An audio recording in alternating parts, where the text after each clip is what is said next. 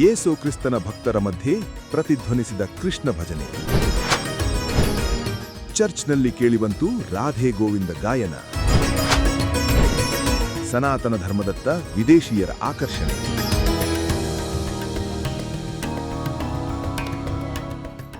ಪಾಶ್ಚಾತ್ಯ ದೇಶಗಳಲ್ಲೇ ಅತಿ ಹೆಚ್ಚು ಕ್ರಿಶ್ಚಿಯನ್ನರು ನೆಲೆಸಿರುವ ಇಂಗ್ಲೆಂಡ್ನಲ್ಲಿ ಸನಾತನ ಧರ್ಮದ ಕಂಪನ್ನು ಅತಿ ವೇಗವಾಗಿ ಪಸರಿಸುತ್ತಿದೆ. ಇಂಗ್ಲೆಂಡ್ನ ಅತಿ ದೊಡ್ಡ ಚರ್ಚ್ಗಳಲ್ಲಿ ಒಂದಾದ ವೋಸ್ಟರ್ ಕ್ಯಾಥೀಡ್ರಲ್ ಈಗ ಕೇವಲ ಪ್ರಾರ್ಥನೆಗೆ ಮಾತ್ರವಲ್ಲ, ಭಗವಾನ್ ಶ್ರೀಕೃಷ್ಣನ ನಾಮ ಸಂಕೀರ್ತನೆಗೆ ಸಾಕ್ಷಿಯಾಗಿದೆ. ಚರ್ಚ್ನಲ್ಲಿ ಕೃಷ್ಣ ಭಜನೆ ಹೇಗೆ ಸಾಧ್ಯವಾಯಿತು?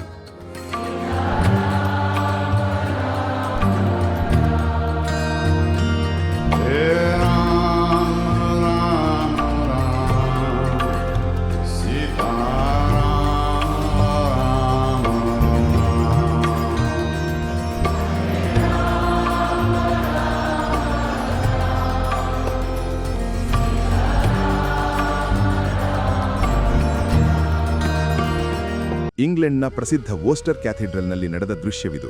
ಇಲ್ಲಿನ ಕ್ರಿಶ್ಚಿಯನ್ ಪಾದ್ರಿಗಳ ನೇತೃತ್ವದಲ್ಲೇ ಭಗವಾನ್ ಶ್ರೀಕೃಷ್ಣ ಮತ್ತು ಶ್ರೀರಾಮನ ಮಹಾಕೀರ್ತನೆಯನ್ನು ಅದ್ಧೂರಿಯಾಗಿ ಆಯೋಜಿಸಲಾಗಿತ್ತು. ವಿಶೇಷವೆಂದರೆ ಇಲ್ಲಿ ಪಾಲ್ಗೊಂಡಿದ್ದವರಲ್ಲಿ ಇಂಗ್ಲೆಂಡ್ನ ಹಿಂದೂಗಳಿಗಿಂತ ಹೆಚ್ಚಾಗಿ ಸಾವಿರಾರು ಕ್ರಿಶ್ಚಿಯನ್ನರೇ ಸೇರಿದ್ದರು ಎಂಬುದು ವಿಶೇಷ.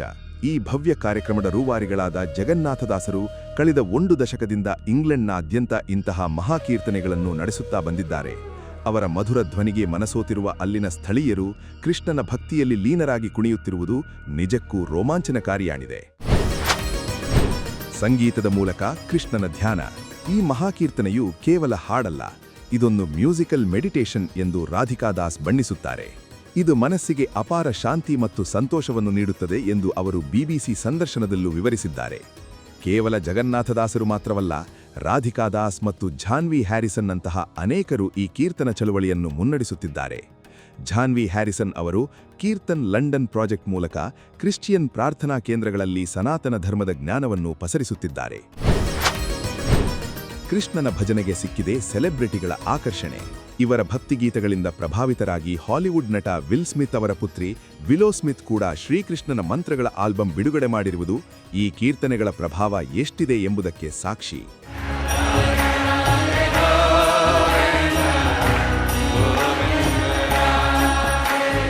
ರಾಧೆ ರಾಧೆ ಗೋವಿಂದ ಗೋವಿಂದ ರಾಧೆ.